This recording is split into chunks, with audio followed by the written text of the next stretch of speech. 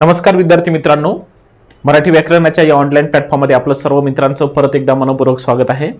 बघा, आपण कालच्या तासिकेमध्ये आपण नाम या घटकाला सुरुवात केलेली होती आणि नामाचे काही महत्त्वपूर्ण जे 3 प्रकार पडतात तर त्या प्रकाराचा आपण अभ्यास केलेला होता। आज आपण काय करूया, या नामाचे जे काही विविध पुन्हा प्रकार आहे, म्हणजे कसं नामाचे काही साधित प्रकार आहे, कोणतं नाम कशा तरी पासून तयार होते, जसं दुधापासून दही तयार करत असतो तसं मराठी भाषेमध्ये एखादी कार्य करणारा किंवा एखाद्या मूळ शब्दापासून दुसरं आपण एखादी नाम तयार करू शकतो। म्हणजे अर्थात आपल्याला आज साधित नामाचे प्रकार हा घटक शिकायचा आहे आणि त्याचबरोबर हे जे काही नाम आहे तर कोणते कोणते नाम हे कोणत्या कोणत्या नामाचे कार्य करते, तर हे 2 महत्त्वपूर्ण घटक आपल्याला आजच्या तासिकेमध्ये शिकायचे आहे। मी स्वागत करतो आपला या मराठी व्याकरणाच्या या ऑनलाईन प्लॅटफॉर्ममध्ये। बघा, कालच्या भागामध्ये मी तुम्हाला काय शिकवलं थोडं मी तुम्हाला 5 मिनिटांमध्ये रिव्हिजन करून देतो आणि आज आपला हा नामाचा दुसरा भाग असणार आहे, ज्यामध्ये आपण संपूर्ण जे काही नाम आहे तर हे आपण काय करणार आहोत, पूर्ण करणार आहोत। बघा, कालच्या भागामध्ये आपण या नामाच्या बाबतीमध्ये काय शिकलेलो होतो, थोडं 5 मिनिटांमध्ये आपण काय करूया, थोडं रिव्हिजन करू, जेणेकरून काय होतील की तुम्हाला व्यवस्थित पद्धतीनं तुम्हाला लिंक लागेल, बरोबर आहे। बघा, कालच्या भागामध्ये मी तुम्हाला नाम हा घटक शिकवत असताना मी तुम्हाला नामाची व्याख्या सांगितलेली होती। नाम हा ऍक्च्युअली तत्सम शब्द आहे, नामापासून आपण मराठी भाषेमध्ये नाव हा शब्द वापरत असतो, लक्षात ठेवा।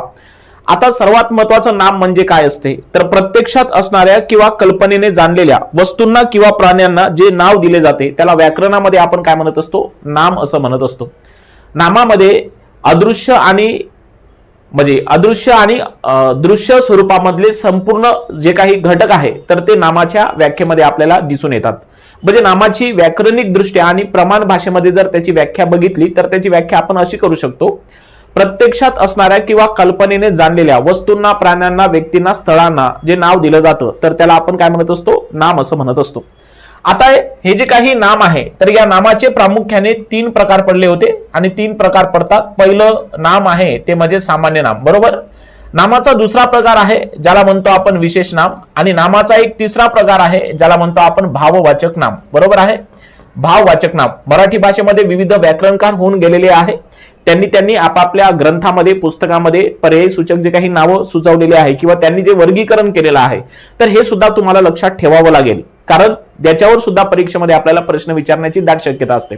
आता नामाचा जो काही पहिला प्रकार आहे ज्याला आपण सामान्य नाम असं म्हटलं होतं, तर सामान्य नामाची व्याख्या काय आहे, एकाच जातीच्या संपूर्ण म्हणजे एकाच जातीचं जे काही वस्तू किंवा प्राणी आहे हाय का नाही, समान गुणधर्मामुळे जे नाव प्राप्त होत असते तर त्याला आपण सामान्य नाम असं म्हणत असतो। एकाच जातीच्या समान गुणधर्मामुळे ज्या नामाला नाव प्राप्त होते किंवा त्यांच्या गुणधर्माला जे नाव दिलं जाते त्याला आपण काय म्हणत असतो, सामान्य नाम असं म्हणत असतो।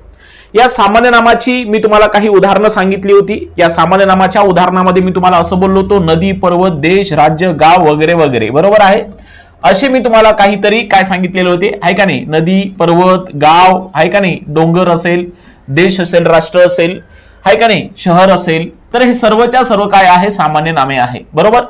आता या सामान्य नामाचे सुद्धा 2 प्रकार बघितले होते आपण। या सामान्य नामाचा पहिला प्रकार बघितला होता ज्याला आपण पदार्थवाचक नाम असं म्हटलं होतं आणि या सामान्य नामाचा दुसरा प्रकार बघितला होता, आपण त्याला म्हटलं होतं समूहवाचक नाम। आता पदार्थवाचक नाम म्हणजे काय, तर जे वस्तू किंवा ज्या वस्तू आपण लिटर, मीटर, ग्रॅम मध्ये मोजतो, अर्थात अशा वस्तूंना मोजण्यासाठी परिमाणाची आवश्यकता असते, असलं नाम म्हणजे कोणतं असते, पदार्थवाचक नाम असते, बरोबर।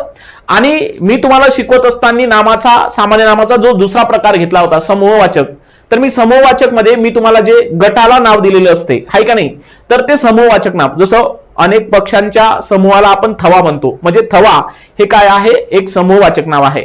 सैनिक जर भरपूर सारे एकत्रित झाले असेल तर त्या सैनिकाच्या गटाला आपण तुकडी म्हणत असतो, बरोबर आहे, किंवा पलटण म्हणत असतो। तर अशा पद्धतीनं जे काही समूहानं असते तर त्याला आपण समूहवाचक नाम असं म्हणत असतो। या सामान्य नामाची वैशिष्ट्ये आपण बघितली होती, जसं हे सामान्य नाम आहे तर एका वस्तूचा किंवा प्राण्याचा बोध करून देत नाही, म्हणून हे नाम अख्ख्या जातीला देत असते, म्हणजे सामान्य नाम हे जातीवाचक नाम आहे. बरोबर आहे. त्याच्यानंतर सामान्य नामाची आपण दुसरं वैशिष्ट्य बघितलं होतं की हे सामान्य नाम जे आहे तर ते अनेक वचनी असते. बरोबर आहे. हे सामान्य नाम संकेत मोजता येणार असते. सामान्य नामाला स्वतःचा स्वतंत्र आणि निश्चित पद्धतीचा अर्थ असतो, असं सामान्य नामाच्या बाबतीमध्ये अभ्यासलं. त्याच्यानंतर नामाचा दुसरा प्रकार बघितला ज्याचं नाव होतं विशेष नाम. विशेष नाम म्हणजे काय, तर एका विशिष्ट जातीचा म्हणजे एका जातीचा बोध न होता आपल्याला त्या जातीतील एखाद्या विशिष्ट वस्तूचा किंवा विशिष्ट प्राण्याचा किंवा स्थळाचा किंवा एखाद्या व्यक्तीचा बोध करून देणारं नाम म्हणजे ज्याला आपण विशेष नाम असं म्हणत असतो. या विशेष नामामध्ये मी तुम्हाला असं बोललो होतो की मी जर तुम्हाला गंगा म्हटलं तर हे एक विशिष्ट नदी आहे का नाही. मग गंगा एक विशिष्ट नदी आहे, म्हणून एखाद्या विशिष्ट व्यक्तीला प्राण्याला स्थळांना दिलेलं जे नाव असते तर त्याला आपण विशेष नाम म्हणायचं असते, का नाही. त्याच्यामध्ये मी तुम्हाला असंख्य असे तुम्हाला काही उदाहरणं दिलेले होते. आणि शेवटी पाहिलं होतं आपण सर्वात महत्वाचं नामाचा शेवटचा प्रकार ज्याचं नाव होतं भाववाचक नाम. भाववाचक नाम म्हणजे नेमकं काय, तर ज्या नामावरून आपल्याला एखाद्या वस्तूमध्ये किंवा एखाद्या प्राण्यामध्ये असणारा जर गुण समजत असेल, गुण म्हणजे त्याला आपण भाव समजत असेल किंवा त्याच्यामधील धर्म समजत असेल तर त्याला आपण भाववाचक नाम असं म्हणत असतो. मग हे जे काही भाववाचक नाम आहे तर याला वेगवेगळे नावं आहे. जसं या भाववाचक नामाला तळखडकर यांनी गुणवाचक नाम म्हटलेलं आहे, तर मोरकेशव दामले यांनी या भाववाचक नामाला धर्मवाचक नाव असं म्हटलेलं आहे. एक गोष्ट लक्षात ठेवा, धर्म आणि धर्मी असं वर्गीकरण हे मोरकेशव दामले यांचं होतं, पण सामान्य नाम आणि विशेष नाम या दोन नामाला मोरकेशव दामले यांनी धर्मीवाचक म्हटलेलं आहे. काय म्हटलेलं आहे, धर्मीवाचक म्हटलेलं आहे. लक्षात ठेवा, धर्मीवाचक मध्ये कोणते नाम येतात, धर्मीवाचक मध्ये सामान्य नाम आणि त्याचबरोबर विशेष नाम येतात. आणि धर्मवाचक मध्ये काय येतात, तर धर्म याचा अर्थ होतो भाववाचक नाम. बरोबर आहे, हे लक्षात ठेवा. तर हे जे काही धर्म आहे किंवा हे जे काही गुण आहे तर ज्या नामामध्ये वास करत असतात त्या नामांना आपण धर्मीवाचक नाम असं म्हणत असतो. आता हे जे भाववाचक नाम आहे तर हे भाववाचक नाम सामान्य नाम आणि विशेष नाम कधी कधी विशेषण यांना प्रत्यय लागून तयार होत असते. म्हणजे कसे कोणते प्रत्यय लागतात, तर याच्यामध्ये बघा पण असेल, याच्यामध्ये पणा असेल, याच्यामध्ये आई असेल, त्यानंतर ई असेल, त्व असेल, वा असेल, की असेल, हाय का नाही, गिरी असेल, हाय का नाही. तर सामान्य नाम आणि विशेष नाम कधी कधी विशेषण यांना प्रत्यय लागून भाववाचक नाम तयार झालेले असतात. जसं चांगुलपणा, हाय का नाही, फसवेगिरी, लुच्चेगिरी, दादागिरी, सौंदर्य, माधुर्य, नम्रता, हाय का नाही. त्याच्यानंतर गरिबी, श्रीमंती, खोदाई, नवलाई, हाय का नाही. हे जे काही शब्द आहे हे शब्द शत्रुत्व, मातृत्व, पितृत्व हे जे काही शब्द आहे तर हे शब्द म्हणजे हे जे काही प्रत्यय आहे, ओलावा, गारवा, थंडावा, तर हे जे काही प्रत्यय आहे तर हे प्रत्यय या सामान्य नाम आणि विशेष नाम कधी कधी विशेषणाला प्रत्यय लागून भाववाचक नाम तयार होतात. आता एक गोष्ट लक्षात ठेवा, अलीकडच्या काळामध्ये एक प्रश्न विचारला आला होता, महात्म्य हे कोणतं नाम आहे. बघा, महात्म्य हे भाववाचक नाम आहे. बघा, एक गोष्ट लक्षात ठेवा, महात्मा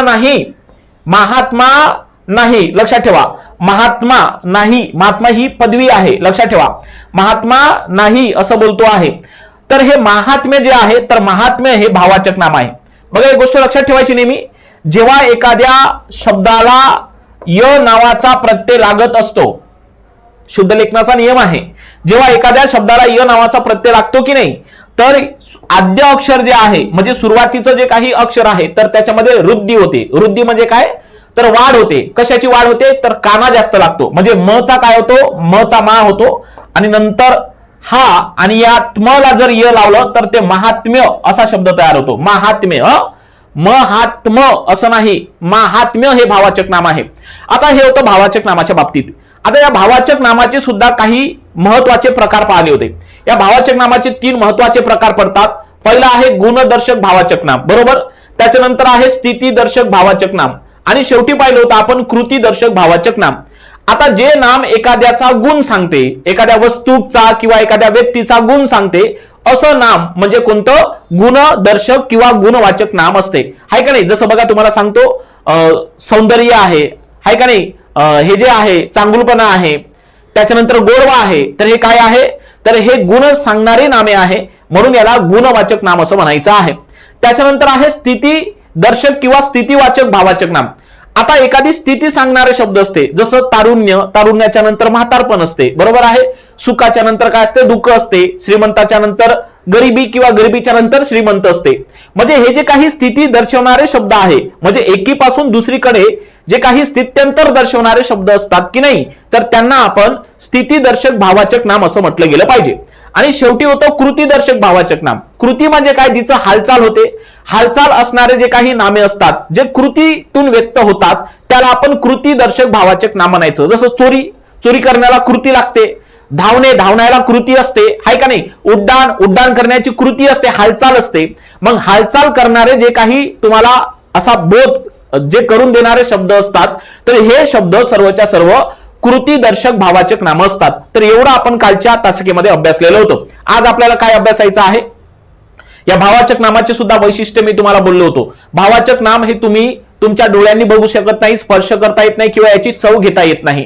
हे फक्त तुम्ही मनाने काय करू शकता, अनुभवू शकता. भावाचक नाम हे एकवचनी असते, विशेष नाम हे एकवचनी असते, फक्त सामान्य नाम हे अनेकवचनी असते. बघा, विशेष नामाचं जर तुम्ही अनेक वचन केलं ना, तर ते विशेष नाम सामान्य नामाचं कार्य करते. आणि हे जे काही भावाचक नाम आहे, तर भावाचक नाम हे विशेष नामाचंही कार्य करते आणि हे भावाचक नाम सामान्य नामाचं सुद्धा कार्य करते. भावाचक नाम जे आहे, तर ते सामान्य नाम आणि विशेष नाम यांच्याकडे आश्रयित असतात. का बरं? कारण हे भावाचक नाम तुमच्या सामान्य नाम आणि विशेष नाम यांना प्रत्यय लागून तयार होते, म्हणून ते त्यांच्याकडे आश्रयित असतात. या भावाचक नामाला स्वतःचा स्वतंत्र असा काहीही अस्तित्व नसते. आता हे जे काही विशेष नाम आहे, तर विशेष नामाला स्वतःचा मर्यादित अर्थ असतो, परंतु हे जे काही सामान्य नाम आहे, तर या सामान्य नामाला स्वतःचा स्वतंत्र आणि निश्चित अर्थ असतो. मी तुम्हाला काल व्यवस्थित समजून सांगितलेलं होतं. जसं मी तुम्हाला बोललो होतो, काय, जर मी तुम्हाला सागर म्हटलं, तर सागर हा नेमकं शब्द तुम्हाला कोणत्या भावनेने म्हणायचा आहे, कोणत्या अर्थातून म्हणायचा आहे, तर इथं निश्चित अर्थ प्राप्त होत नाही. म्हणजे सागर म्हणजे तुम्हाला समुद्र म्हणायचा आहे का, की सागर म्हणजे एका व्यक्तीचा बोध करून द्यायचा आहे, निश्चित माहिती नाही. म्हणजे हे जे काही विशेष नाम आहे, तर हे विशेष नाम याला स्वतःचा मर्यादित अर्थ असतो. परंतु मी जर तुम्हाला मुलगा असं म्हटलं, तर मुलगा म्हटल्याच्या नंतर लगेच तुमच्या डोळ्याच्या समोर जी काही आकृती तयार होते, जे काही तुम्हाला अर्थ घ्यायचा आहे, बरोबर आहे, तर तो अर्थ तुम्ही व्यवस्थित पद्धतीने घेऊ शकता. चटकन तुम्हाला अर्थ समजतो. म्हणजे सामान्य नामाला हे विशेष नामापेक्षा स्वतःचं स्वतंत्र अस्तित्व असते आणि त्याच्यापेक्षा सुद्धा काय जास्त स्वतःचा असतो. तर हे होतं कालच्या भागामध्ये आपण नामाची मुख्यतः 3 प्रकार अभ्यासलेले, बरोबर. आज आपल्याला काय शिकायचं आहे, आज आपल्याला सर्वात महत्वाचं नामाचे साधित प्रकार शिकायचे आहे. काय शिकायचे आहे, नामाचे साधित प्रकार शिकायचे आहे. आता मी जोपर्यंत व्याकरण शिकवत आहो मराठीमध्ये, तोपर्यंत तुम्ही साधित या शब्दाचा अर्थ तुम्ही लक्षात घेणे गरजेचं आहे. बघा, मी तुम्हाला काय सांगतो. आता जसं बघा, दुधापासून दही तयार होते ना, तर तसंच एखाद्या मूळ शब्दाला उपसर्ग किंवा काही प्रत्यय लागून काही शब्द तयार झालेले असतात, त्यांना व्याकरणामध्ये साधित असं म्हटलं जातं. म्हणजे साधित या शब्दाची जर सोपी व्याख्या जर बघितली, तर साधित म्हणजे चहापासून तयार झालेले, कोणातरी पासून तयार होतात, हाय का नाही, त्याला आपण साधित म्हणायचं असते. चहापासून तयार झालेले, जोपर्यंत व्याकरण शिकवत आहोत तोपर्यंत त्याचा अर्थ एकच होणार आहे. काय, साधित या शब्दाचा अर्थ काय होतो, चहापासून तयार झालेले. मग हे जे काही नामं आहे, तर ते कशाचरी पासून तयार झालेले असतात. कसं बघा, मी तुम्हाला सांगतो. आता जे काही आपली शब्दाची जात आहे बघा, विशेषण, तर हे जे काही विशेषण आहे, तर या विशेषणापासून सुद्धा काही नामं तयार होतात. मग विशेषणापासून तयार झालेले जे नामं असतात ना, तर त्याला आपण विशेषण साधित नाम असं म्हणत असतो. काय म्हणत असतो, विशेषण साधित नाम म्हणत असतो. साधित म्हणजे त्यापासून तयार झालेले, मग विशेषणापासून तयार झालेलं नाम म्हणजे कोणतं नाम, तर विशेषण साधित नाम. काही नामं शब्दाच्या अविकारी जातीपासून तयार होतात, म्हणजे अव्ययापासून तयार होतात. मग जे नाम अव्ययापासून तयार होत असते त्याला आपण काय म्हणायचं, त्याला आपण अव्यय साधित नाम म्हणायचं आहे. साधित म्हणजे त्यापासून तयार झालेले असा त्याचा अर्थ होतो. मग अव्ययापासून तयार झालेले कोणते, अव्यय साधित नाम होतात. त्याच्यानंतर आहे धातू. आता धातू म्हणजे काय, तर मी तुम्हाला समोर सांगणार आहे.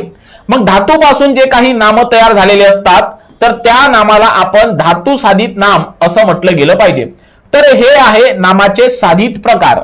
हे काय आहे, नामाचे साधित प्रकार. साधित म्हणजे काय, तर चहापासून तयार झालेले किंवा चहापासून बनलेले. मग मराठी व्याकरणामध्ये काही नाम विशेषणापासून तयार होतात, काही नाम अव्ययापासून तयार होतात. अव्यय म्हणजे ज्या शब्दाच्या अविकारी जाती आहे, तर त्याच्यापासून तयार होतात. काही नाम हे धातूपासून तयार होतात. मग विशेषणापासून तयार झालेलं कोणतं नाम? विशेषण साधित नाम. अव्ययापासून तयार झालेलं कोणतं नाम? अव्यय साधित नाम. आणि धातूपासून तयार झालेलं कोणतं नाम? तर धातू साधित नाम. एक एक घटक आपण व्यवस्थित पद्धतीने काय करू? शिकायला घेणार आहोत. बघा, तुम्हाला या स्लाइड मध्ये सर्वात महत्वाचा पहिला प्रकार दाखवलेला आहे, तो म्हणजे धातू साधित नाम. मी तुम्हाला 2 मिनिटांमध्ये धातू म्हणजे नेमकं काय तुम्हाला समजून सांगतो, म्हणजे तुम्हाला धातू साधित नाम व्यवस्थित पद्धतीने काय होईल समजेल. बघा, आता हा जो काही धातू नावाचा शब्द आहे ना, धातू, लक्षात ठेवा, धातू म्हणजे नेमकं काय, तर याचा एका थोडक्यात भाषेमध्ये जर मला त्याचा व्याख्या जर सांगायची असेल तर मी असं म्हणू शकतो, धातू म्हणजे क्रियापदातील प्रत्ययरहित मूळ शब्द. बघा, क्रियापदातील प्रत्ययरहित मूळ शब्द, क्रियापदातील प्रत्ययरहित. आता प्रत्ययरहित म्हणजे काय मी तुम्हाला सांगतो. क्रियापदातील प्रत्ययरहित मूळ शब्द म्हणजेच काय असतो? धातू. म्हणजे धातूची व्याख्या जर तुम्हाला पेपरला विचारली तर ती व्याख्या आपल्याला सांगता येणे महत्वाचं आहे. क्रियापदातील प्रत्ययरहित मूळ शब्द, ज्याचा अर्थ काय होतो? ज्याचा अर्थ होतो धातू. मग आता नेमकं बघा, हा जो काही धातू आहे ना, तर धातू नेमकं कोणत्या प्रत्ययाने ओळखतात? तर धातू हा बाणाचा ने या प्रत्ययाने ओळखला जातो. कोणत्या? धातू हा बाणाचा ने या प्रत्ययाने ओळखलं जातो. आता हे जे काही धातू आहे ना, तर धातू ही जी काही जात आहे, तर याच्यामध्ये लिंग वचन विभक्तीनुसार बदल होते. म्हणून धातू ही जी जात आहे, तर ही जात कशी आहे? विकारी आहे. कशी आहे? विकारी. कारण धातूमध्ये लिंग वचन विभक्तीनुसार काय होऊ शकतो? बदल होऊ शकतो. म्हणून हे जे काही धातू आहे, तर ही विकारी जात आहे. धातू जे आहे ना, धातू, तर धातू हा क्रिया दाखवणारा शब्द असतो. धातू काय करतो? धातू हा क्रिया दाखवितो किंवा धातू हा क्रिया दाखवणारा शब्द असतो. हे फार महत्वाचं आहे. मग आता मी तुम्हाला सांगतो धातू कसा असतो. बघा, जसं बघा, मी जर म्हटलं तुम्हाला गातो, मी काय म्हटलं तुम्हाला? गातो. आता गातो हा जो काही शब्द आहे तो क्रियापद आहे. गातो हे काय आहे? क्रियापद. कारण तो वाक्याचा अर्थ पूर्ण करू शकतो गातो. आता याच्यामधला जो काही गा आहे, म्हणजे कृती कोणती आहे? एखाद्या क्रियापदामधली कृती कोणती आहे? तर तो कृती दाखवणारा जो काही शब्द असतो तर त्याला आपण धातू म्हणायचं. बघा, गातो मध्ये कृती दाखवणारा जो काही धातू आहे तर तो आहे गा. म्हणजे गाला आपण काय म्हणायचं आहे? गाला म्हणायचं आहे आपण धातू. म्हणजे जो कोणता शब्द कृती दाखवणारा असतो तर त्या शब्दाला आपण काय म्हणायचं असते? धातू. धातू हा 1 अक्षरी, 2 अक्षरी, 3 अक्षरी, 4 अक्षरी, कितीही अक्षरी असू शकते. आणि हे जे काही धातू आहे तर हे धातू सकर्मक आणि हे धातू काही अकर्मक असू शकते. मग सकर्मक धातू कोणते आणि अकर्मक धातू कोणते, तर मी इथं काही शिकवणार नाही. ते आपण जेव्हा क्रियापद नावाचं प्रकरण घेऊया तर पुन्हा हे धातू तुम्हाला तिथे दिसणार आहे. तात्पुरतं एवढंच लक्षात ठेवा आजच्या तासिकेमध्ये की धातू म्हणजे काय, तर क्रियापदातील प्रत्ययरहित मूळ शब्द ज्याला आपण धातू म्हणतो. धातू हा बाणाचा ने या प्रत्ययाने ओळखला जातो. धातू हे एक विकारी जात आहे कारण त्याच्यामध्ये लिंग वचन विभक्तीनुसार काय होतो? बदल होतो. आणि धातू हा विशेषतः काय दाखवतो? क्रिया दाखवतो. मग आता बघा, हे जे काही धातू आहे तर या धातूपासून जे नाम तयार होतात, या धातूपासून जे काही नाम तयार होतात तर त्याला आपण काय म्हणायचं? धातू साधित नाम म्हणायचं आहे. बघू आपण या धातू साधित नामाच्या बाबतीमध्ये. बघा, क्रियापदाच्या मूळ रूपाला म्हणजे धातूला बघा ने, नारा, उ यासारखे प्रत्यय लावून तयार झालेले शब्द जेव्हा वाक्यात नामाचे कार्य करते तेव्हा त्यांना धातू साधित नाम असं म्हणायचं असते. मी तुम्हाला काय बोललो होतो? मी तुम्हाला धातूला एकच प्रत्यय दाखवला, तो म्हणजे कोणता? बाणाचा ने.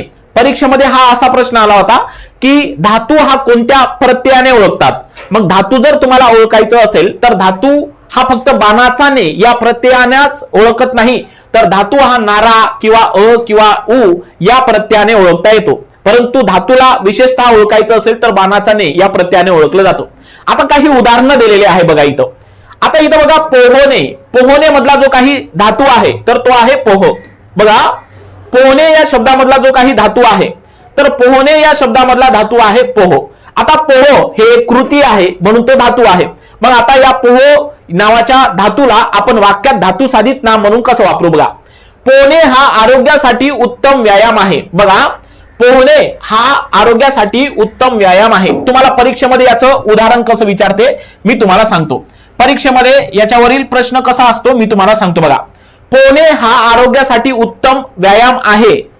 अधोरेखित शब्दाचं नाम सांगा. मग तुम्हाला इथं अधोरेखित दिल्या जातील पोहणे. मग पोहणे हा शब्द नेमकं नामाच्या कोणत्या प्रकारामध्ये येतो?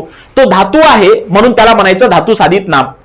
काय म्हणायचं? तो धातू आहे आणि त्या धातू साधित नामापासून जे काही इथं पोहणे या शब्दाचं कार्य आहे तर ते नामाचं आहे. आणि पोहणे म्हणजे पोह या धातूला प्रत्यय लागून काय झालेला आहे, धातू साधित नाम तयार केलेला आहे. बघा आता देणाऱ्याने, आता इथं एक वाक्य बघा, इथे एक वाक्य बघा, देणाऱ्याने देत जावे आणि घेणाऱ्याने घेत जावे, बरोबर आहे.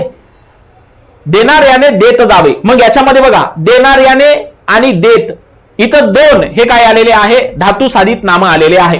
देणाऱ्याने याच्यातला जो काही धातू आहे तर तो आहे दे, त्याला प्रत्यय लागून ते धातू साधित नाम तयार झालेले आहे, बरोबर आहे. पुढे बघा, तिचे हसणे सर्वांना आवडते. हसणे, हसणे मधला धातू कोणता आहे, हस, म्हणजे धातू पासून तयार झालेलं नाम म्हणजे कोणतं, धातू साधित नाम असते. पुढे बघा, बोलणाऱ्याचे तोंड कोण धरणार. आता इथं बोलणाऱ्याच्या शब्दाच्या खाली अधोरेखित केलेलं असेल आणि नामाचा प्रकार विचारलेला असेल, तर बोलणाऱ्याचे याच्यामधला बोल धातू आहे, त्याला प्रत्यय लागून ते धातू साधित नाम काय झालेलं आहे, तयार झालेलं आहे. आता इथं बघा, बाळाचे रडणे अचानक थांबले. आता इथं बघा तुम्हाला रडणे या शब्दाच्या खाली अधोरेखित करेल आणि अधोरेखित शब्दाची जात किंवा नाम प्रकार ओळखा. रडणे या शब्दामधला मूळ धातू आहे रड, त्याला ने प्रत्यय लागला म्हणजे धातूला प्रत्यय लागून जे काही नाम तयार करतात त्यांना आपण धातू साधित नाम असं म्हणायचं असते. समजलं, हे होतं धातू साधित नाम. आता या साधित नामाचा दुसरा प्रकार आहे ज्याचं नाव आहे विशेषण साधित नाम. कोणतं नाम, विशेषण साधित नाम. आता हे जे काही विशेषण साधित नाम आहे तर ते फार सोपं आहे, मी तुम्हाला एका मिनिटामध्ये विशेषण साधित नाम व्यवस्थित पद्धतीने समजून सांगतो. बघा आपण बघा शब्दाच्या जातीचं ओरिएंटेशन जेव्हा आपण सत्र घेतलेलं होतं, बघा विशेषण साधित नाम, विशेषण साधित नाम हा साधित नामाचा दुसरा प्रकार आहे. विशेषण साधित नाम म्हणजे बघा विशेषणापासून तयार झालेलं नाम म्हणजे ज्याला आपण विशेषण साधित नाम असं म्हणत असतो. मग आता तुम्हाला माहिती पाहिजे की विशेषण म्हणजे काय, तर विशेषण म्हणजे नामाबद्दल माहिती देणारा शब्द म्हणजे ज्याला आपण काय म्हणतो, विशेषण असं म्हणत असतो. तर हे विशेषण नामाचं कार्य कधी करते, लक्षात आलं मी काय म्हणतो, विशेषणापासून तयार झालेलं नाम म्हणजे कोणतं, विशेषण साधित नाम. आता हे जे काही विशेषण आहे तर हे विशेषण नामाचं कार्य कधी करते. बघा हे विशेषण नामाचं कार्य कधी करते, जेव्हा विशेषणाला एखादी विभक्तीचा प्रत्यय लागला जातो. बघा मी काय बोलतोय, हे बोलणं माझं फार महत्वाचं आहे.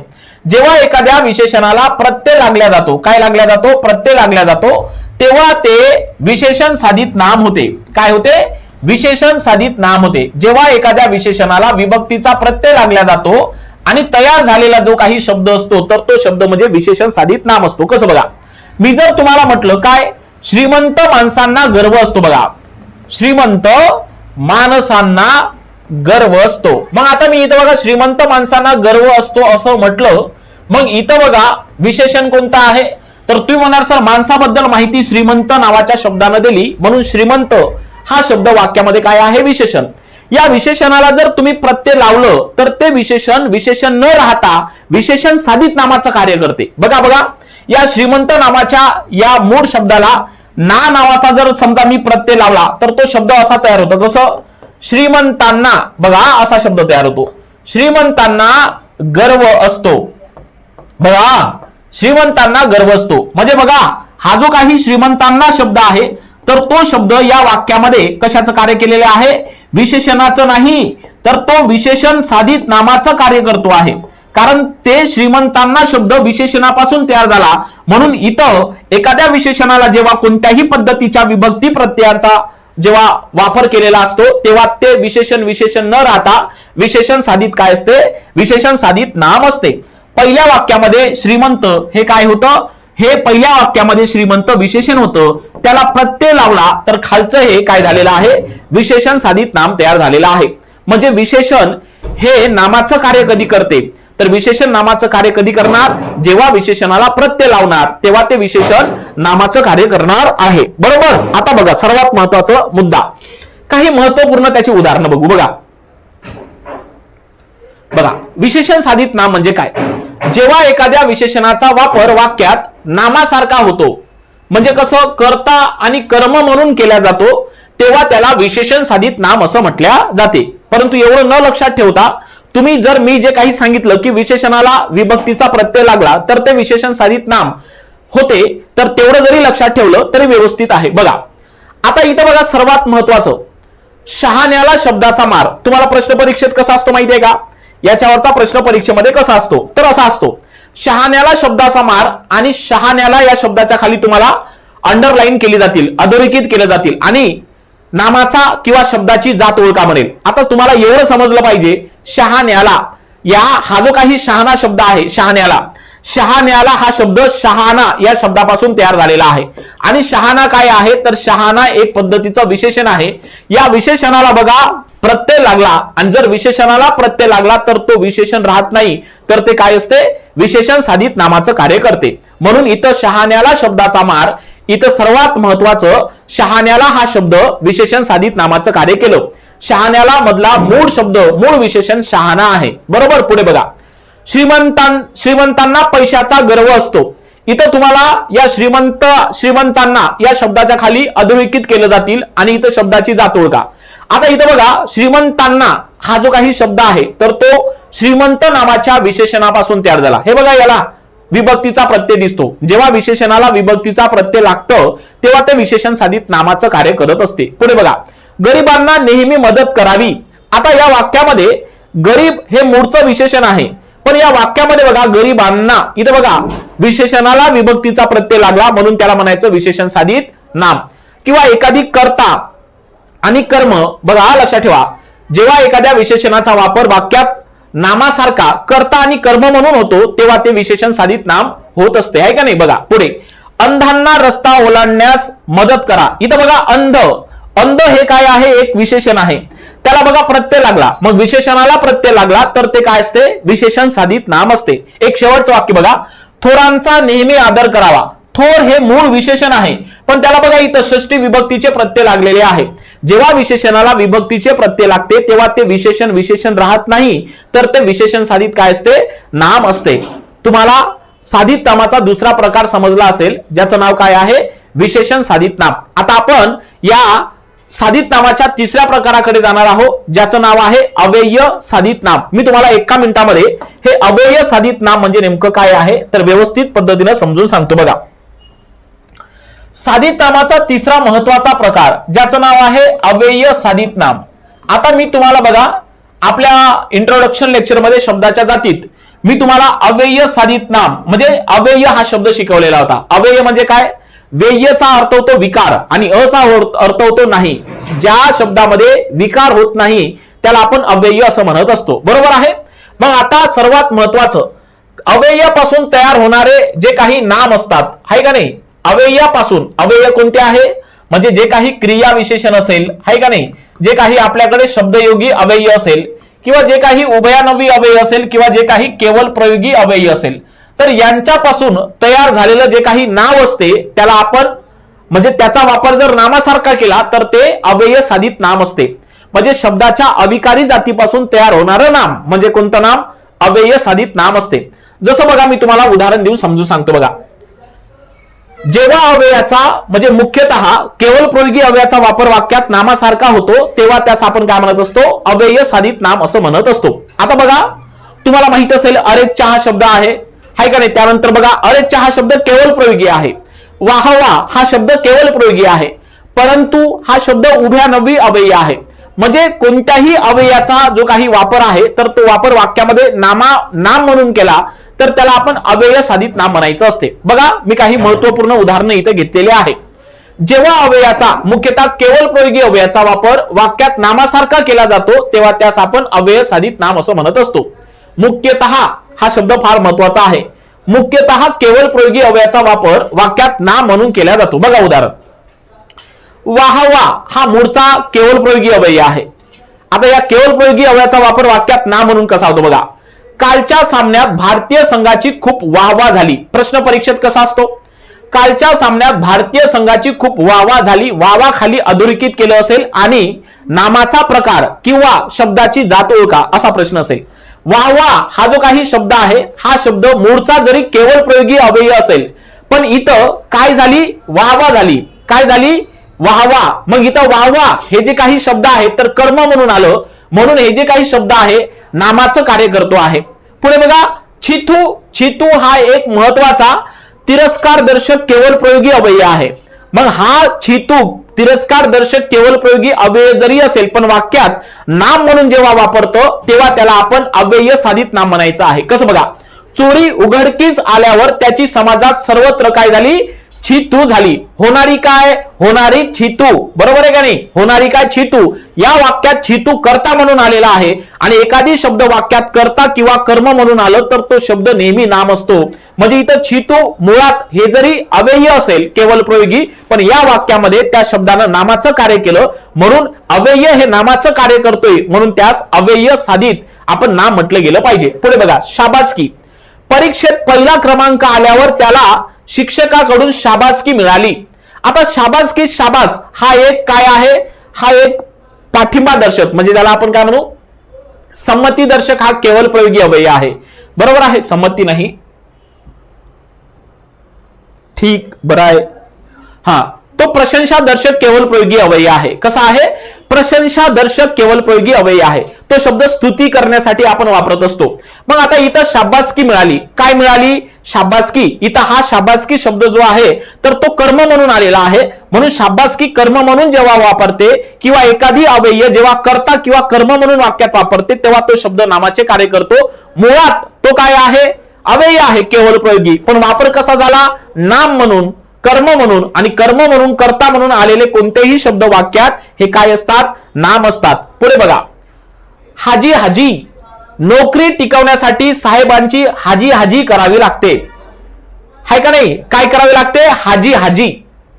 मग आता इथं हाजी हाजी हा शब्द संमती दर्शक केवल प्रयोगी अव्यय आहे. कोणता, संमती दर्शक, पाठिंबा दर्शवण्यासाठी जे आपण भावना प्रधान शब्द वाक्यात वापरतो त्यास आपण संमती दर्शक म्हणत असतो. मग हाजी हाजी हा संमती दर्शक केवल प्रयोगी अव्यय या वाक्यामध्ये काय म्हणून आला, नाम म्हणून आला म्हणून हे अव्यय साधित नाम आहे. पुढे बघा, तिच्या बोलण्यात नेहमी नाही असते.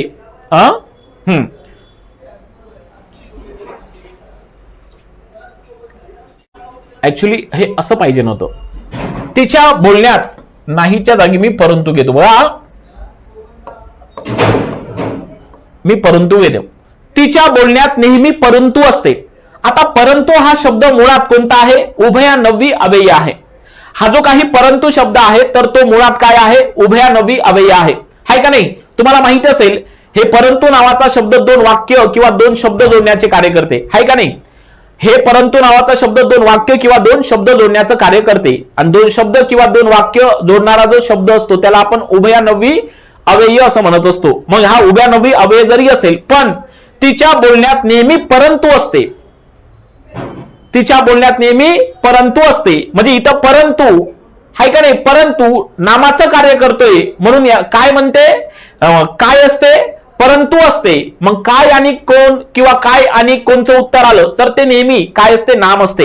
म्हणजे उभयान्वयी अव्ययांनी वाक्यामध्ये कशाचं कार्य केलेलं आहे, या उभयान्वयी अव्ययांनी वाक्यामध्ये कशाचं कार्य केलेलं आहे तर अव्यय साधित नामाचं कार्य केलेलं आहे. मी तुम्हाला एक उदाहरण तुम्हाला परत सांगतो. बघा, गुरुजींनी फळ्यावर मागे लिहिले. बघा, गुरुजींनी फळ्यावर मागे लिहिले, मागे लिहिले. आणि मी तुम्हाला म्हटलं मागे या शब्दाची जात सांगा. आता शब्दाची जात सांगा. आता इथं मागे हा शब्द जो आहे तर मागे हा शब्द मुळात क्रिया विशेषण अव्यय आहे. काय आहे, क्रिया विशेषण अव्यय आहे. किंवा एखाद्या शब्दाला जोडून आला तर तो शब्द योगी अव्यय आहे.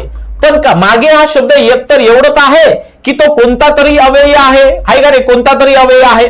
मुळात तो क्रिया विशेषण आहे. पण या वाक्यात बघा, गुरुजींनी फळ्यावर मागे लिहिले हा शब्द वाक्यात कर्म म्हणून आलेला आहे आणि वाक्यात कर्ता कर्म म्हणून वापरण्यात आलेले शब्द हे नेहमी काय असतात, हे नेहमी नाम असतात. म्हणजे मागे हा जरी मुळात अव्यय असेल तरी या वाक्यामध्ये तो कर्म म्हणून वापरला म्हणून सर्वात महत्वाचं इथं मागे हा शब्द अव्ययापासून तयार होणारं नाम आहे म्हणून त्यानं वाक्यात अव्यय साधित नाम हे अव्यय साधित नामाचं काय केलेलं आहे, कार्य केलेलं आहे.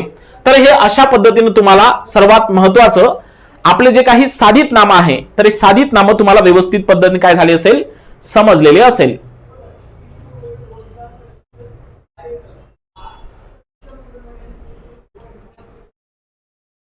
काय झालं रे बाबा, चित्र अडकू लागलंय का.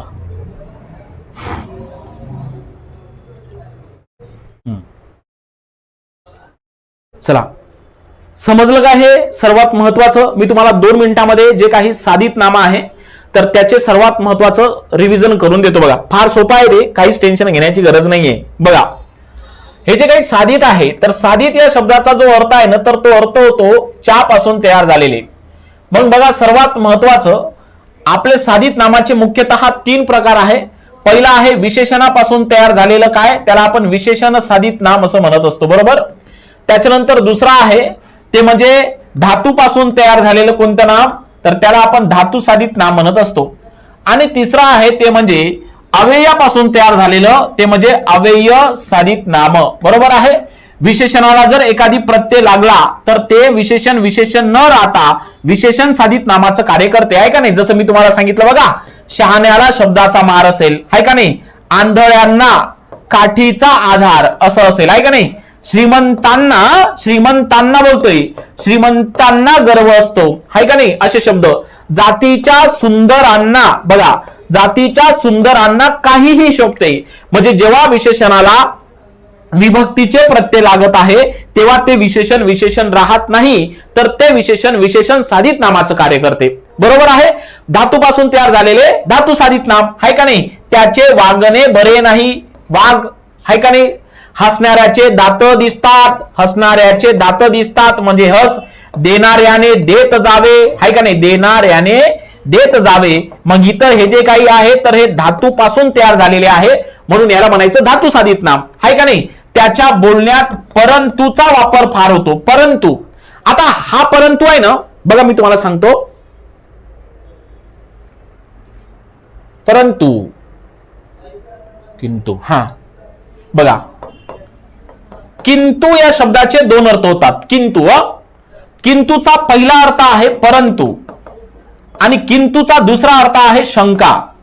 बघा, तुम्हाला परीक्षेत विचारलं जातं बरं का, कारण मराठी भाषेमध्ये सर्वात महत्वाचं तेच आहे. एखाद्या शब्दाचा इकार किंवा उकार बदलला म्हणजे रस्वाच्या जागी दीर्घ, दीर्घाच्या जागी रस्व झालं की त्या शब्दाचा सत्यानाश होतो. म्हणजे काय, त्या शब्दाचा अर्थ बदल होतो. म्हणजे तुम्हाला माहिती असेल मला काय म्हणायचं आहे.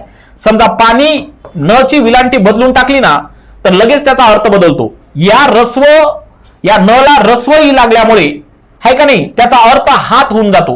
पण इथं या न ला दीर्घ जर एखादी विलांटी लागली तर त्याचा अर्थ हा जल होऊन जातो, सलील, उदक असा होऊन जातो. म्हणजे मराठी भाषेतील शब्दाला इकार किंवा उकार जर एखादी फरक पडला तर त्याच्या अर्थात फरक पडतो. तर हा जो किंतु आहे ना, हा किंतु आहे ना, तर बघा, या तला जेव्हा मोठा उकार असतो, तला मोठा उकार, तेव्हा त्याचा अर्थ परंतु होतो.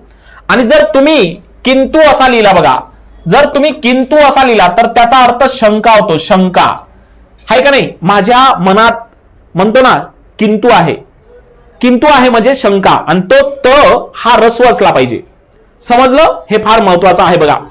तर सर्वात महत्वाचं, अव्ययापासून तयार होणारे जे काही नामं असतात त्यांना आपण अव्यय साधित नाम म्हणत असतो. त्याच्या बोलण्यात परंतुचा वापर होतो, आहे का नाही. गुरुजीने फळ्यावर मागे लिहिले, भारतीय संघाची खूप वाहवा झाली, आहे का नाही. पाकिस्तान खेळाडूंची छिथू झाली.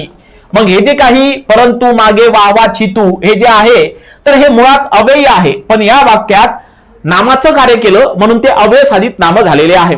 इथं तुम्हाला अव्यय साधित नाम म्हणजे काय हे समजलेलं असेल. आता आपण नामाच्या पुढच्या प्रकाराकडे जाणार आहोत.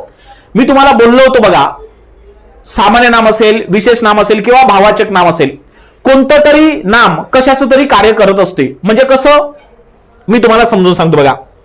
म्हणजे कसं बघा, एक वाक्य लक्षात ठेवा बघा, कोणतं, सावी विसा भावी भाषा, सावी विसा भावी भाषा, या वाक्यात काय अर्थ लपलेला आहे मी तुम्हाला समजून सांगतो बघा. जोपर्यंत त्याचा अर्थ समजून सांगणार नाही तोपर्यंत ते तुम्हाला काही समजणार नाही. सावी विसा भावी भाषा म्हणजे काय, आपले हे जे काही नामाचे मुख्य 3 प्रकार आहे, सामान्य नाम, विशेष नाम आणि भाववाचक नाम, तर हे कधी कधी एकमेकांचे कार्य करतात. म्हणजे सामान्य नाम विशेष नामाचं करते का कोणतं नाम कोणत्या नामाचं करते, पण एवढं आहे सत्य का नाम हे एकमेकाचे कार्य करू शकतात. मग कोणते नाम कोणाचं कार्य करते बघा. सा म्हणजे सामान्य नाम आहे, वी म्हणजे विशेष नाम आहे, हे लक्षात ठेवा, आणि भा म्हणजे भाववाचक नाम आहे. लक्षात आलं मी काय म्हणतो आहे. इथं बघा, सा चा अर्थ होतो सामान्य नाम, वी चा अर्थ होतो विशेष नाम, लक्षात ठेवा, आणि त्याच्यानंतर भाचा अर्थ होतो भाववाचक नाम. म्हणजे कोणतं तरी नाम हे कोणत्या तरी नामाचं कार्य करते. इथं जे काही 3 मी तुम्हाला इथं जे काही वाक्य लिहून दिलं, सावी विसा भावी भाषा, तर याच्यामध्ये 3 अक्षर आहे, सा वि त्यानंतर भा, सा वि भा. मग इथं साचा अर्थ सामान्य नाम, विचा अर्थ विशेष नाम आणि भाचा अर्थ भावाचक नाम. या वाक्यावरून तुम्हाला कोणतं नाम कोणाचं कार्य करते हे समजते बघा. सामान्य नाम हे विशेष नामाचं कार्य करतं, त्यानंतर विशेष नाम हे सामान्य नामाचं कार्य करते, त्यानंतर भावाचक नाम हे सामान्य नामाचं कार्य करते आणि त्यानंतर भावाचक नाम भावी बघा असं पाहिजे, भावी भाषा असं पाहिजे, भावी भाषा. म्हणजे इथं हे जे काही भावाचक नाम आहे तर ते विशेष नामाचं कार्य करते आणि हे भावाचक नाम तुम्हाला सामान्य नामाचं कार्य करते. म्हणजे तुम्हाला समजू आलं की कोणतं नाम कशाचं कार्य करते, कोणतं नाम कोणत्या नामाचं कार्य करते. हे एक वाक्य लक्षात ठेवा. सावी विसा भावी भाषा म्हणजे सामान्य नाम विशेष नामाचं कार्य करते, विशेष नाम सामान्य नामाचं कार्य करते, भावाचक नाम विशेष नामाचं कार्य करते आणि भावाचक नाम सामान्य नामाचं कार्य करते. तुम्हाला प्रश्न इथून कसा असू शकतो, खालीलपैकी कोणतं विधान बरोबर आहे.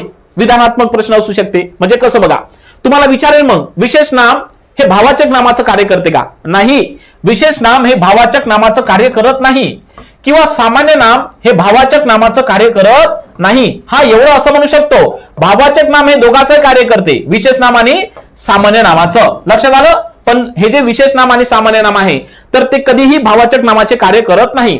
बरोबर आहे. तर आता एक एक महत्वपूर्ण हे जे काही आपले नामाचे कार्य आहे तर हे आपण व्यवस्थित पद्धतीने काय करून शिकून घेऊ. पहिला आपण अभ्यासू की सामान्य नाम हे विशेष नामाचं कार्य कसं करते. बघा, नामाचे कार्य.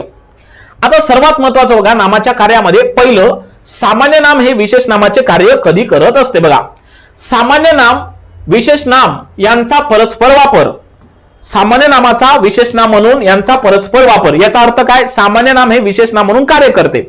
काय बोलतोय, सामान्य नाम हे विशेष नाम म्हणून कार्य करते. जर तुमच्या लक्षात नसेल राहत तर तुम्ही हे एक वाक्य लक्षात ठेवा, सावी विसा भावी भाषा. म्हणजे याच्यावरून तुम्हाला कोणतं नाम कोणत्या नामाचं कार्य करते हे व्यवस्थित पद्धतीने काय येणार आहे, समजू येणार आहे. बघा, सामान्य नामाचा विशेष नाम म्हणून वापर कसा केला जातो. बघा, सामान्य नामाचा विशेष नाम म्हणून वापर कधी केला जातो आणि बघा केव्हा केला जातो. जेव्हा एखादे सामान्य नाम संपूर्ण जातीचा बोध न करता वाक्यात एका विशिष्ट व्यक्तीचा किंवा स्थळाचा बोध करून देते तेव्हा ते सामान्य नाम विशेष नामाचं कार्य करत असते. समजलं का मी काय बोलतो. जेव्हा एखादी सामान्य नाम संपूर्ण जातीचा बोध न करता त्या जातीतील एका विशिष्ट व्यक्तीचा, प्राण्याचा, स्थळाचा बोध करून देत असेल तर अशा वेळी सामान्य नाम हे विशेष नामाचं कार्य करते. बघा कसं. आता ऍक्च्युली हे जे काही नगर आहे तर नगर हा शब्द जो आहे तर तो एक सामान्य नाम आहे. नगर म्हटल्याच्या नंतर बघा, ज्या ठिकाणाचे रस्ते मोठे मोठे असतात, जिथं मोठ्या मोठ्या उंच इमारती असतात, अशा ठिकाणाला आपण नगर म्हणत असतो. लक्षात आलं. अशा ठिकाणाला आपण नगर म्हणत असतो. पण नगर हे वास्तवात सामान्य नाम आहे. पण या सामान्य नामाचा वापर आपण बघा इकडे विशेष नाम म्हणून केलेला आहे. आमचे काका काल नगरहून आले. आता इथं आमचे काका काल नगरहून आले याचा अर्थ, नगरहून आले म्हणजे याचा अर्थ अहमदनगरहून आले आणि अहमदनगर एका ठिकाणाचा म्हणजे एका ठिकाणाला दिलेलं नाव आहे म्हणून ते सामान्य नाम विशेष नामाचं कार्य करत आहे. लक्षात आलं. पुढचं वाक्य बघा, सागर हे मूळचं सामान्य नाम आहे. कारण सागर म्हणजे समुद्र, सागर म्हणजे काय, समुद्र. बरोबर आहे का नाही, जे सामान्य नाम आहे. पण या सागरचा वापर आपण वाक्यात विशेष नाम म्हणून कधी करतो. बघा, सागर माझा सर्वात जवळचा मित्र आहे. म्हणजे इथं बघा सागर एका व्यक्तीचा उल्लेख करून देतो. तुमच्या मनामध्ये शंका आली की सागर सर विशेष नाम नाही का. सागर हा पर्टिक्युलर आपण नेमकं कोणत्या नामामध्ये जातो, मी नामाच्या तुम्हाला त्या वैशिष्ट्यामध्ये समजून सांगितलं होतं. बघा, सागर या शब्दाला मुळात 2 अर्थ आहे. सागर म्हणजे बोलणाऱ्याच्या मनात समुद्र म्हणायचा आहे की सागर या शब्दाचा अर्थ नेमकं कोणता मित्र म्हणायचा आहे. आता मी तुम्हाला सांगत असताना असे बोललो होतो की सामान्य नामाला स्वतःचा स्वतंत्र अर्थ निश्चित पद्धतीने असतो, परंतु विशेष नामाला मर्यादित अर्थ असतो.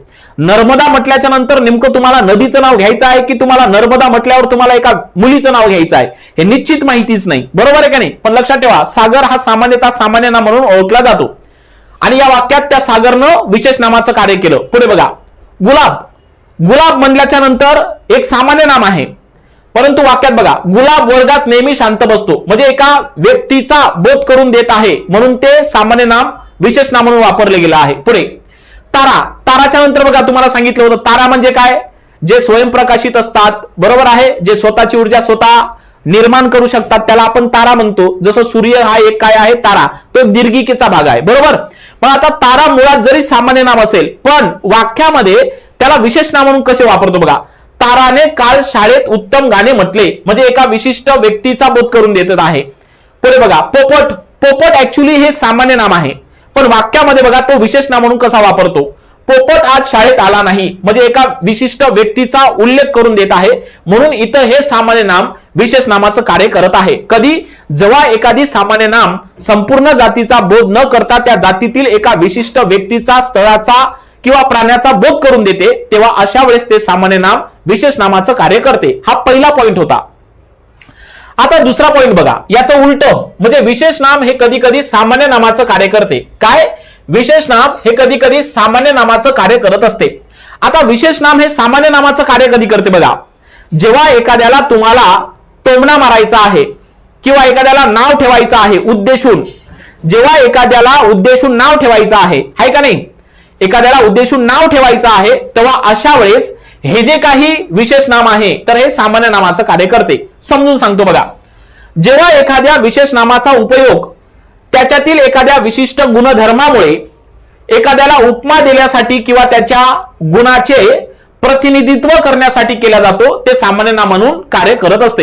हे व्याख्या लय मोठी आहे पण एवढी व्याख्या काही लक्षात ठेवायची नाही. एक लक्षात ठेवा, जेव्हा एखाद्याला उद्देशून नाव ठेवतो तेव्हा त्याला आपण सामान्य नाम असं म्हणायचं आहे. म्हणजे बघा कुंभकर्ण हा एक मुळात विशेष नाम आहे, व्यक्ती होऊन गेला की नाही, म्हणजे कुंभकर्ण एका विशिष्ट व्यक्तीचं नाव होतं. पण आता हा कुंभकर्ण म्हणून वाक्यात सामान्य नाम म्हणून कसं आहे बघा. तुमचा भाऊ म्हणजे निव्वळ कुंभकर्ण आहे.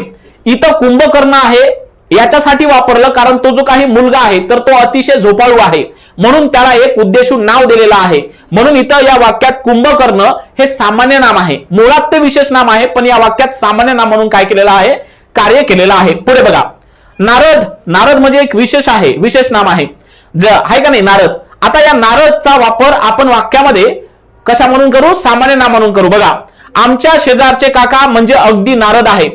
आता शेजारचे जे काका आहे की नाही तर ते भांडणे लावणारा माणूस आहे. नारद कोणाला म्हणतो आपण, भांडणे लावणाऱ्या व्यक्तीला नारद म्हणत असतो आहे का नाही. तर हा जो काही शेजारचा काका आहे तर तो भांडणे लावतोय म्हणून मी त्याला नाव ठेवलं का शेजारचे काका हे अगदी नारद आहे. म्हणजे या वाक्यामध्ये नारद हे एकाला उद्देशून दिलेला आहे प्रतिनिधित्व करण्यासाठी म्हणून ते काय झालेलं आहे, सामान्य नाम झालेलं आहे. पुढे बघा भीम, भीम हे काय आहे, भीम हे एक विशेष नाम आहे बरोबर. आता या भीमाचं आपण काय करू, वाक्यात विशेष नाम म्हणून कार्य करू. बघा तो पैलवान म्हणजे आमच्या गावचा भीमच आहे. भीम म्हणजे काय, त्या गावातला जो काही पैलवान आहे तर तो अतिशय कसा आहे, बलवान आहे. आणि अतिशय बलवान असल्यामुळे जसं भीम हा अतिशय बलवान होता तर अतिशय बलवान असल्याने डायरेक्ट त्या गावातल्या पैलवानाला कशाची उपमा दिलेली आहे, भीमाची उपमा दिली. जेव्हा एखाद्या व्यक्तीला उपमा देण्यासाठी जे नाव वापरते तेव्हा ते नाम सामान्य नाम असते. समजलं. पुढे बघा मंथरा, मंथरा म्हणजे दृष्ट बुद्धीची स्त्री आहे का नाही. बघा तिच्यासारख्या मंथरेपासून सावध राहिलेले बरे, तिच्यासारख्या मंथरेपासून सावध राहिलेले बरे.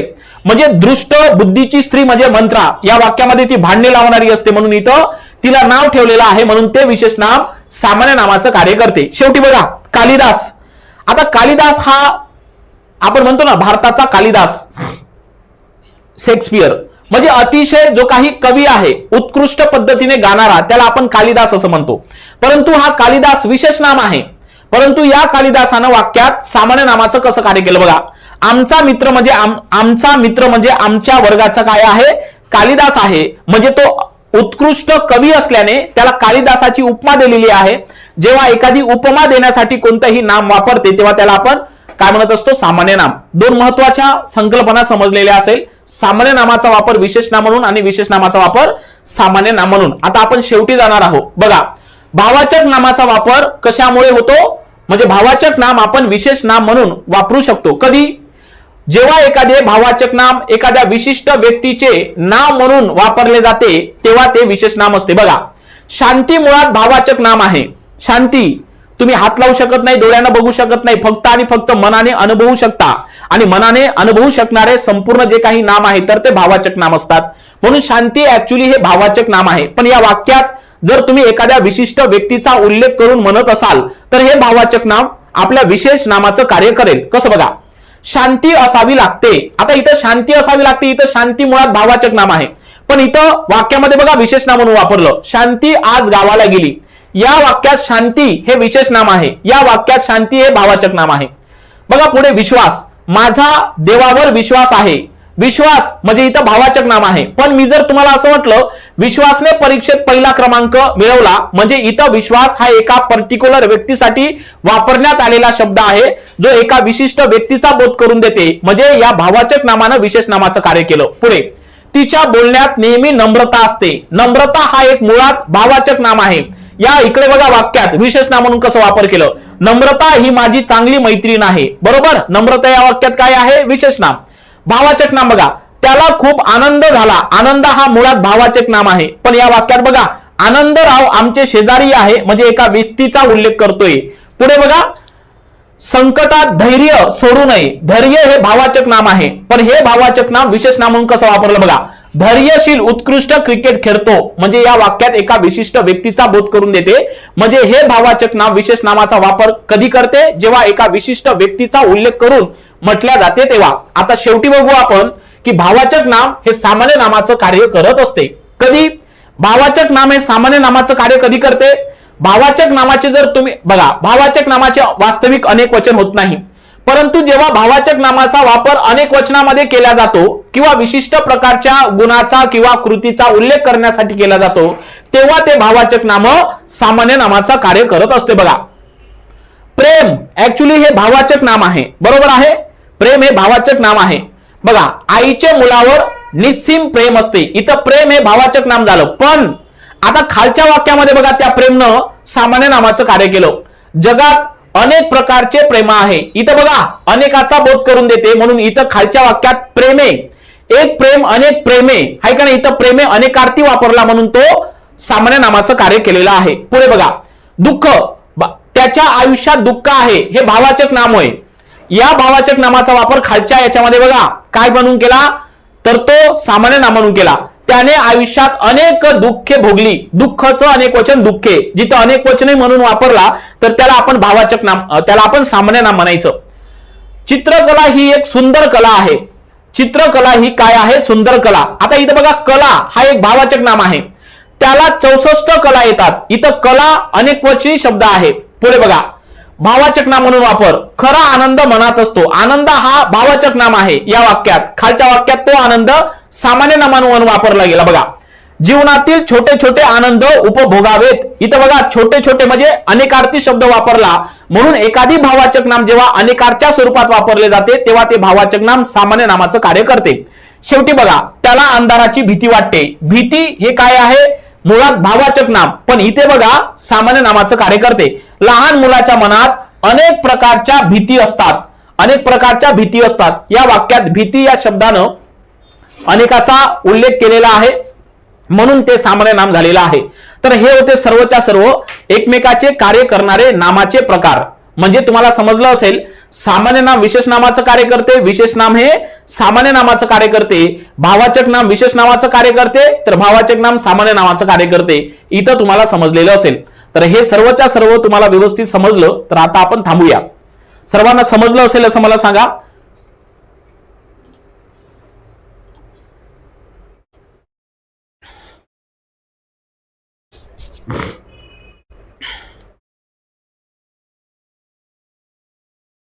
सर्वांना व्यवस्थित समजलं का, एकदा मला कन्फर्मेशन द्या.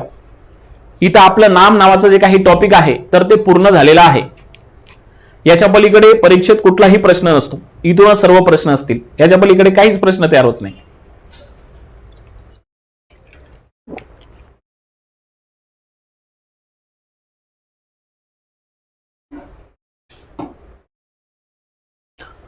स्नेहा मॅडमचं म्हणणं असं आहे की सर हिंदीचे लेक्चर होणार आहे का, त्याबद्दल ज्या काही गाईडलाईन आहे, तुम्ही व्हॉट्सअप ग्रुपला जॉईन असेल तर बघा, किंवा मग तुम्हाला मी उद्या कळवतो याबाबत. चलो थांबू मग, आपण आजच्या तासिकेमध्ये भेटू. धन्यवाद.